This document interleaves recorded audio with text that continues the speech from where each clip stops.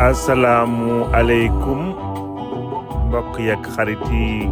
maa ngi leen di nuyu amaat encore une fois mbégte partager ak yéen sunu éphéméride du bés bi ñu nekk tey 17 juillet 2025 sunu éphéméride yi tey ñoo ngi leen nar a introduire du moins ci sunu journée mondiale bi journée mondiale de la justice internationale journée mondiale de la justice internationale nekk événement boo xam ne bi ñoo ngi koy organiser tous les 17 juillet pour sensibiliser opinion publique ci justice internationale fexe ba mandargal wane importance bi nga xam ne bi soutien bi war nañ ko am aussi ci ay victimes de crimes de guerre victimes de crimes d'agression ay victimes contre l'humanité de crimes contre l'humanité ba ci ay génocide donc chaque journée bi nekk privilégié pour ay réflexions souvent ci ay thèmes yi ñuy def at bu ne lañ koy commémorer nag le 17 juillet c'est depuis 98 ci adoption au statut de Rome bi nga xam ne bi moo permettre ñu créer cour pénale internationale cour pénale bi nag nekk benn institution judiciaire boo xam ne bi bu indépendante la nga xam ni amul relation de hiérarchie ak de décision par rapport ak Nations Unies contrairement à yeneen i cour ak yeneen i institution donc war na mën a juger ñi nga xam ne ñu ngi ci 4 catégories ci crimes yi muy génocide des crimes de guerre des crimes d'agression ak crimes contre l'humanité moom nag remplacé wul tribunaux dëkk yi nga xam ni foofu la crimes yi di am wante dafay disponible pour que mu war a mën a juger ñi nga xam ni dëkk bi mënu leen juger mooy choisir bañ leen juger lu mel ni Côte d'Ivoire la fa xewoon ba ñoom Laurent Gbagbo ak Blé Goudé nga xam ni finalement Alassane Ouattara daf leen mujjee woon jébbal CPI foofu ci à La Haye mbaa ay crimes yi nga xam ni dëkk bi ci boppam moom moo bañ a enquêter ci dossier yooyu donc procureur bu CPI dem fa war fa autosaisir donc à la différence nag yeneen i cours yi nga xam ne souvent aussi mi ngi dépendre aussi ci Nations Unies gisoon nañ fi ay procès de Nuremberg en 45 mbaa de Tokyo en 46 wala aussi ay crimes yi nga xam ni jugé nañ leen contre l'humanité bu ex-Yougoslavie ba ci Rwanda sunu mbokk sénégalais boobu nekkoon foofu ci jamono boobu cour pénale internationale bi nekk na cour pénale boo xam ne bi cour bu permanente la à tout moment mën na autosaisir mbaa ñu saisir ko donc depuis 98 nag toll na ci 139 pays yi nga xam ni signé nañu traité bi cour pénale bi lu toll ni ci aussi 80 états ñoo ko ratifié donc depuis 2010 ci conférence bi bi ñuy réviser statut de Rome bi foofu ci Kampala bu Ouganda assemblée générale bi ci la décidé jël le 17 juillet bi def ko journée bi spéciale pour journée spéciale bi de justice internationale liñ ci mën a yokk rek mooy ay problèmes yi nga xam ne bi ces pays ñoo ngi koy accusé souvent de 2 poids 2 mesures li nga xam ne par exemple surtout bi ñu demee ba décider arrêté enquête yi nga xam ne commencé woon nañ ko contre Angleterre ci ñaawteef yi nga xam ne seen ay soldats defoon nañ ko foofu ci guerre Irak mbaa bi ñu demee ba condamné Donald Trump ku mel ni Joe Biden ñëw en 2021 effacé la nga xam ni moom lañ tegoon ci président américain bi gis nañ aussi George Bush la mu fi doon def ci Irak ci ay jamono nga xam ni ces pays daf ci gëmm ba ci Poutine am na ay dictature yu bëri yi nga xam ni kenn du leen topp wala ay ñaawteef yi nga xam ne kenn du leen topp mbaa bu leen toppee aussi toujours dañuy gis coow bi leen ci topp lu mel ni président israélien bi nga xam ne bi procureur bi commencé woon na ko di instruire dossier ci moom ñu gis aussi sanction yi nga xam ni Donald Trump am na ko donc souvent ces pays aussi moo am ay doxalin yi nga xam ne parfois mën nga ko joytu mbaa aussi mu nekk ci benn impuissance boo xam ne bi kenn xamul noo koy mën a justifier impuissance boo xam ne bi kenn mënul imaginer tey un président français par exemple ñu koy juger foofu ci ces pays jamais ñu nangu mbir moomu en même temps parce que aussi xëy na aussi jàpp nañ ni ñoom seen ay tribunaux ñoo ngi dox na mu waree wante bu ñu dellusiwaatee toujours ci soxla askan yi mooy askan yi nga xam ni dañuy sentir seen soxla ci justice lu mel ni Sénégal tey sénégalais boo gis mi ngi daw am yaakaar un jour quand même li xew ci sunu réew ci jamonoy 2021 ba 2024 bu gis justice Sénégal àdduwul justice internationale war na ci mën am loo xam ne def na ko ci au moins ci ñi nga xam ni ay victimes de crime lañu ak ay victimes de torture ci sunu réew mais ba tey gisuñu ay actes yi nga xam ni CPI posé na ko donc ki bi décidé wul poursuivre parce que lépp li nga xam ne ay avocats yi defoon nañ ko ci cadre boobu au niveau CPI defoon nañ ko sauf que tant que dëkk bi ñoom jàpp nañ ni décidé tegul ay jéego pour traduire ñi nga xam ni ñoo defoon ñaawteef yooyu am na ay cas yu bëri yi nga xam ni dañ ciy banque seen loxo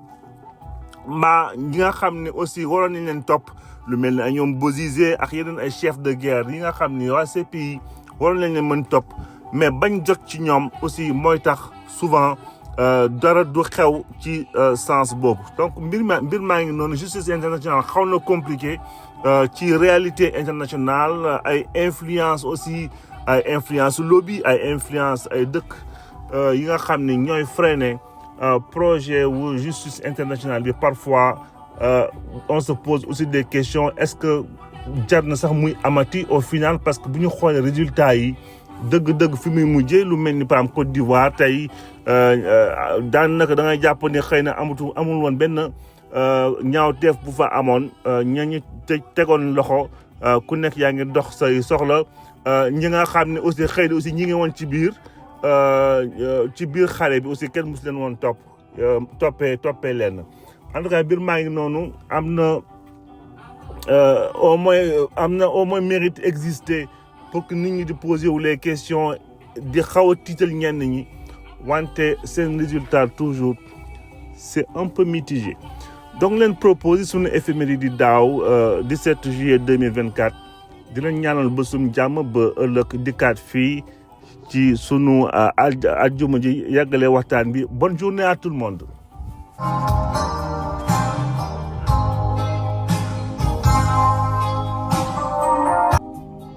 ñoo ngi koy articuler nag ci ñetti xew-xew démb bi si jiitu ñoo ngi dem ci 17 juillet 1965 kii di président Léopold Sédar Senghor ñëwoon inauguré théâtre national Daniel Sorano foofu ci Dakar de 65 ñu dem ba 98 17 juillet bi 98 la amoon conférence bi nga xam ni ci la ñu tegoon charte cour pénal international ba tey 17 juillet ñu mandargal ko ci journée mondiale ci journée de la justice pénale internationale dinañ si dikk wax ci liñ ci xalaat suñu mbégte ak suñu ay questionnement ak inquiétude ci lii di CPI après jeexale 2021 Sénégal tey la ñàkkoon kii di Youssoupha Ndiaye nekkoon magistrat de formation ancien président conseil constitutionnel ministre des sports bu Sénégal bu 2002 ba 2005 ancien footballeur football aussi foofu ci la Saint-Louisienne ak Union sportive de Gorée nekkoon aussi titulaire avec l'équipe nationale du Sénégal ci 3e jeu des amitiés en 1963 ci Dakar donc kilifa ji nekkoon na aussi président fédération sénégalaise de tennis 83 ba 86 ak de football 86 à 88 dinañ ñëw résumé léegi encore d'une autre manière ay jaar-jaaram. Donc programme baa ngi nii ñoo ngi koy commencé ci 17 juillet 1965 donc tey kii di Léopold Sédar Senghor ñoon inauguré théâtre national Daniel Sorano donc à un an festival mondial des arts nègres bi ñu organisé woon en 66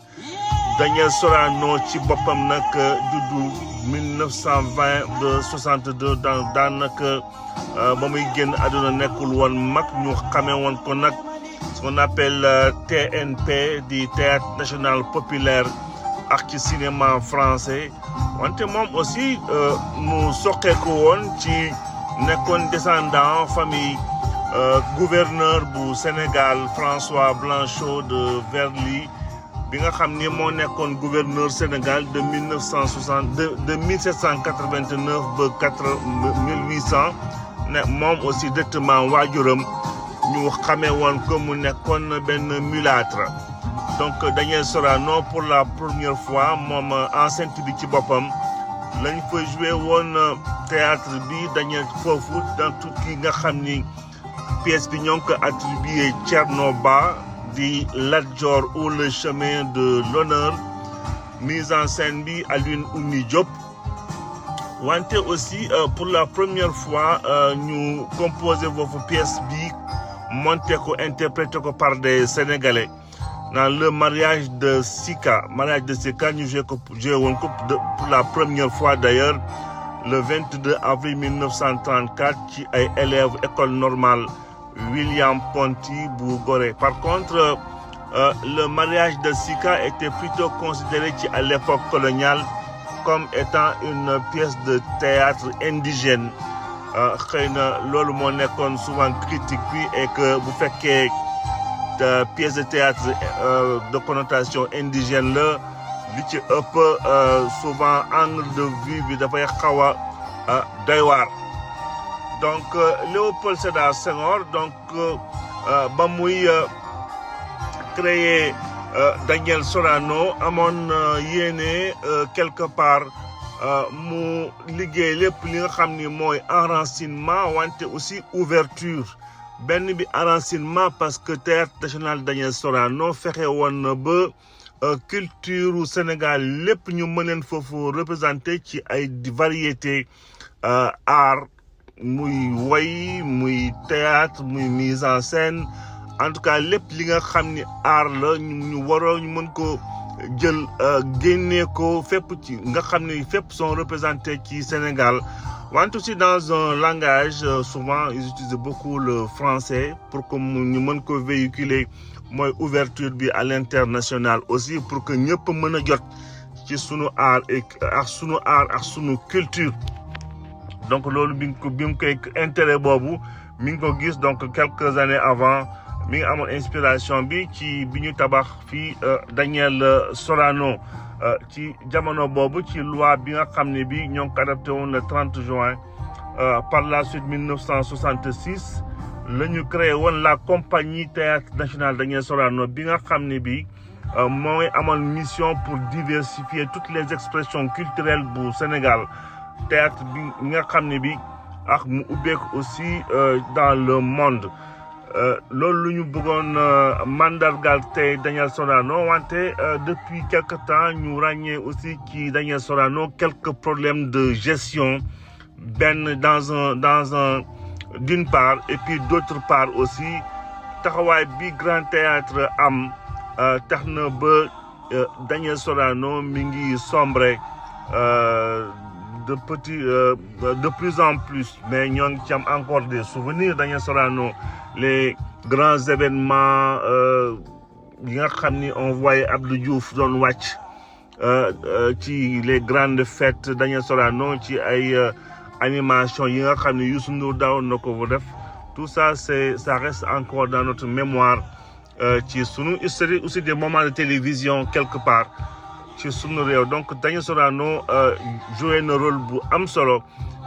donc war na nekk patrimoine boo xam ne bi war nañu fexe lépp pour war ko mën a sauvegarder. ñëw ci sunu dernier éphéméride tey Sénégal di regretter kii di Youssou Ndiaye. Youssou Ndiaye donc comme ni ñu ko waxee auparavant yàgg nay am taxawaay ci sunu réew soit ci sunu administration soit au niveau sportif ci carrière am nag kii di Youssou Ndiaye déjà dès 1966 le nekkoon juge puis vice-président de 1974 à 1976 et président 76 ba 84 bu tribunal de Dakar Youssou Ndiaye nekkoon aussi membre conseil supérieur de la magistrature de 76 ba 84 conseiller par la suite de 85 à 90 puis secrétaire général en 91 foofu ci cour suprême bu Dakar premier président de la cour d'appel de 91 ba 92 de la cour de cassation de 92 à 93 président du conseil constitutionnel bu Sénégal donc dès 93 ba 92 donc bu ñu waxee 93 ba 2002 du moins noonu la ñoo remplacé kii di Kéba Mbaye ci dans un contexte assez bouillonnant aussi bu disparition wu maître Babacar Seye en 93 terewul Abdoulaye Wade bi mu dikkee def ko ministre d'État ministre des sports 2002 ba 2005 ci carrière sportive am kii di Youssou Ndiaye aussi nekkoon un grand international déjà junior scolaire de 57 à 60 joueur de football union sportive goréenne 53 ba 59 ak 60 ba 63 de la Saint-Louisienne en 1960 nekkoon na aussi médaillé d'or comme on dit des Jeux de l'amitié bu Dakar en 63 arbitre aussi au tribunal arbitral du sport di TAS kii di Youssou Ndiaye nekk par la suite vice-président bu fédération sénégalaise de foot en 1904 de 1980 à 1984 puis président 86 ba 88 ak comité national provisoire chargé de réorganiser et de gérer le développement du football ak président de la fédération de tennis président union sportive goréenne président d'honneur 2002 ba 2005 yàgg na am taxawaay nga xam ni au niveau donc sunu administration et puis engagé au niveau sportif parce que li mu réalisé yëpp au niveau sportif rares sont les gens qui ont eu ces réalisations xëy na ñoom Lamine Diack am noonu nañ ci taxawaay bu demee noonu mais Lamine Diack plutôt orienté politique donc tey sunu espace bi bëggoon ko ci rendre hommage à notre manière. donc di jeexale fii sunu éphéméride yi ba ëllëg dikkaat fii avec beaucoup de bonheur yàggale waxtaan bi d'ici là passez une excellente journée.